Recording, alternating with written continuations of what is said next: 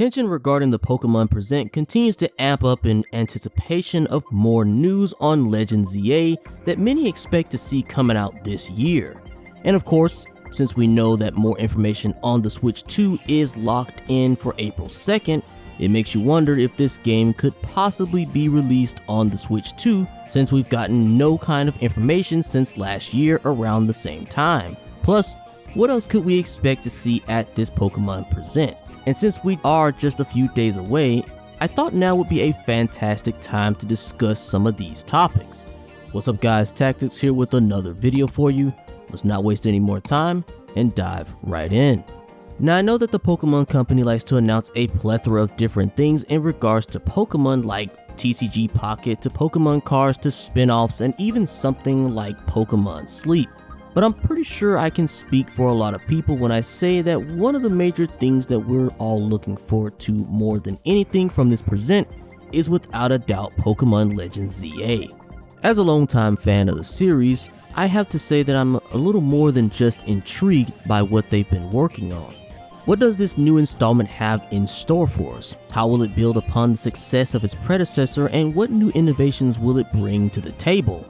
These are all questions that have been plaguing my mind, and I'm sure I'm not the only one. Pokémon Legends ZA is more than just a new game, it's a chance for the franchise to reinvent itself, to push the boundaries of what we thought was possible, and to give us an experience that we'll not soon forget. And I, for one, can't wait to see what that might be. But before we go ahead and dive into all of the Pokémon Legends ZA talk, let's go ahead and get some of the other few topics out of the way that we could also potentially see at this Pokémon Present.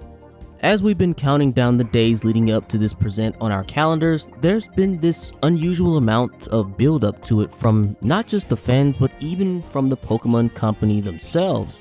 And there is evidence to prove that this particular Pokemon Present could be far larger than any that we've seen to date. I'm pretty sure that we can still expect to see some similar announcements from TCG Pocket to other sorts of things along those lines. But we're here to talk about some of the larger, more important announcements that could potentially be here, and that's mainly dealing with some of the major spin-offs. Because of Legends most likely being our single player experience from the Pokemon company, and yes, I do think Legends will continue to stick to the formula of being centered around a single player narrative and not exactly appealing to the competitive side of things like some of the fans would want.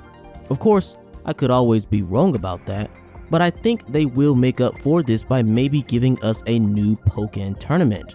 The game was very popular at the time of its release and would be a nice distraction until we get Gen 10 probably sometime later next year. But you know, there is another option that they could go with as well when it comes to appeasing the competitive fans, and that would be a game similar to Pokemon Revolutions or a Pokemon Stadium-like game. The chance of this is unlikely mainly just because of, well, ever since the Pokemon company embraced the idea of fully 3D rendered models in their games, the idea of designing a Pokemon Stadium game has never seemed to cross Game Freak's mind again. And honestly, I find it to be very unfortunate considering that Pokemon Revolution has some of the best animations from the Pokemon in the battles that I've ever seen in any mainline Pokemon title, and I would kill to see that again. Not to mention that the music was absolutely amazing as well, and I still even use some of the tracks from the game when I'm trying to get a bit of work done. Hell, the soundtrack you're hearing right now is from that game. Oh yeah, oh yeah, oh yeah, oh yeah, oh yeah, oh yeah, oh yeah, oh yeah, oh yeah. But anyways, moving on. I think we could also potentially see a new mystery dungeon that they could announce as well, but I don't really have much to say about mystery dungeon. I just think it would be a nice extra bit that they could put in there for the RPG and dungeon crawler fans. And while I'm at it, why not just throw a prediction in there, potentially seeing maybe a new Pokemon Snap game as well for those out there who might like a more cozy, laid-back type of Pokemon game. Okay, now let's talk about the Pokemon anime. Now you might be wondering, why exactly am I mentioning the anime here when we're most likely going to be dealing with games? Well, I actually believe that there could be some hints that we could get more information on what to expect in the new Pokemon anime. For anyone out there who might not be aware, The anime usually gives out a calendar on when new episodes are going to drop on a month-by-month basis. And if you look at this particular calendar here for February, you'll see that they put a little bit more emphasis on Pokemon Day, something that the Pokemon anime doesn't usually do. So it leads me to believe that there could be something big here for the anime as well. Alright, moving on to the next topic, which is probably my second favorite topic that I just couldn't wait to get to in this video, which is the Year of Eevee. That's right baby, this is the year for Eevee, since in recent years we all know that Eevee has been giving off some strong main character vibes. Yes sir, that's right, Pikachu and Charizard, you needs to step aside because we got a new challenger stepping up to the plate. In this article by IGN, we get to see what the Year of Eevee could potentially have in store for us, where we see from the Pokemon Center, saying that they have indeed declared 2025 to be the Year of Eevee. I'll leave a link down into the description if you want to go and read the article in full for yourself if you haven't already. The article gives hints on something in regards to many Eevee themed merch and of course potentially some Eevee centric announcements as well.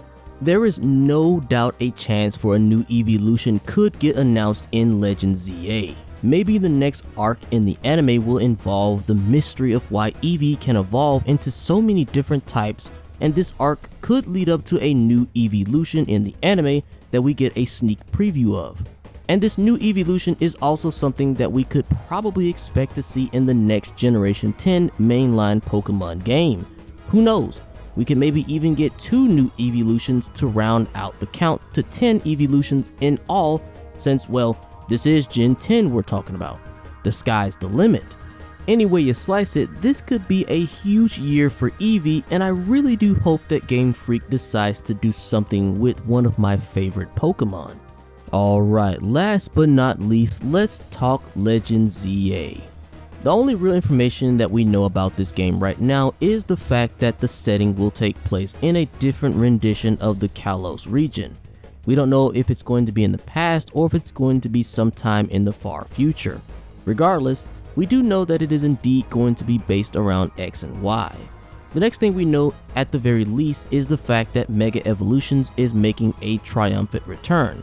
So why don't we start there, dealing with the Pokemon and the starters. Now, I'm not sure if this is how Game Freak intended for this to work, but I believe based off of how Legends Arceus did the starters, there was a popular Pokemon that got chose to have a new evolution, and then there was a very unpopular Pokemon that got a evolution, and then of course there was the sort of kind of mid Pokemon, I guess. Not mid in the terms that the Pokemon just wasn't good, but just in terms of popularity. So I'm going to base my 3 starters prediction off of the same way they did with Legends Arceus. Now I don't think they're going to have the Kalos starters be the actual starters that you get to choose at the beginning of the game, much like with Legends Arceus. However, I do believe that Froakie, Chespin, and Finnegan will be in the game, and I do believe that they could all have Mega Evolutions. Yes, including Greninja despite having a Battle Bond form. But as for the starters that you get to choose at the beginning of the game, I think they will have new evolutions instead of Megas. By doing it this way, it gives the 3 original starters of Kalos a little bit more relevance, unlike the trio from Legends Arceus.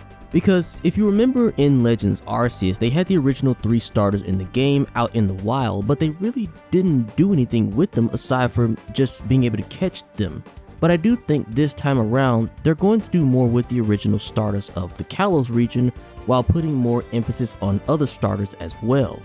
Now as for my popular choice of the starter that you'll get to choose, I'm going to go with Scorbunny, mainly because I think they need to do a little bit more with Generation 8.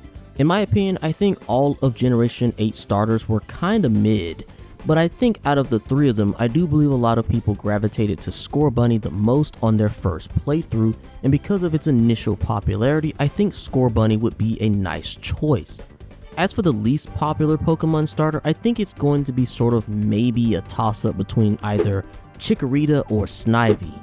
Both of these Pokemon are pure grass types in their final evolution, and would definitely benefit from having a secondary typing. Plus, honestly, I think I would much rather just have Chikorita just because I think having more Gen 2 representation is fantastic. and also because I just really love the Chikorita line. And finally, for the mid-tier choice, I decided to go with Poplio. Once again, this is another one of those instances where I think we need more representation from that particular generation. Plus, I think out of the 3 Pokemon, a lot of people really clown on Poplio. But honestly, I still think that it was a pretty decent Pokemon, especially in its final evolution gaining the Fairy type. Now, I ruled out Gen 1 mainly just because Gen 1 gets way too much love and I think they're a bit overrated. And I decided not to go with Gen 3 pretty much for the same reason as Gen 1, where I think that they are also very overrated. Great Pokemon, just overrated. Gen 4 was basically in Legends Arceus, so I ruled them out as well. And I didn't choose any of Gen 9 starters because they might be a bit too recent. But I don't really think that's a great excuse as to why they're not chosen. I just think that there are better choices than the Gen 9 starters. As for the story of ZA, I think, and again this is just my prediction, but I mean it's gotta have something, or at least involve AZ and Floette in some way. And alongside Zygarde, of course, right? Because if any of you guys have ever played X and Y, then you know about the story of AZ and his Floette to some degree. And I just think it just would be too perfect. I mean, AZ, ZA, it just makes too much sense. But who knows, we'll just have to wait and see. And then finally we have the Mega Evolutions, and to be honest with you guys, I don't really too much care about the Mega Evolutions or what sorts of Mega Evolutions that they have. I just hope that there's some really cool designs and other kinds of elements to shake things up with some of the new typings for whatever Pokemon they choose. As long as we get a Mega Evolution for my man Goodra, we good. However, way you look at it though, I do get the feeling that this is going to be a huge announcement from the Pokemon Company on what they have in store for us on Pokemon Day. And with just a day or two away, we don't have long before we get more information on what Game Freak has been up to for the past year now, with ZA especially. But what do you guys think about this? What are some of your predictions that you are hoping to see at this presentation? And what starters do you want to see for Legends ZA? Let me know in the comments below. Alright, there you have it guys. I hope you enjoyed the video, and if so, be sure to hit that like button for me and subscribe if you haven't already for more content like this. I really do get the feeling that this is going to be a huge presentation unlike anything we've seen so far, so I hope you guys are excited as much as me. Check out this video here on what Nintendo's starting lineup of games can possibly be for the Switch 2 launch day if you haven't already. Either way, I appreciate you guys all the same, and with that, I'll catch you in the next one. Peace.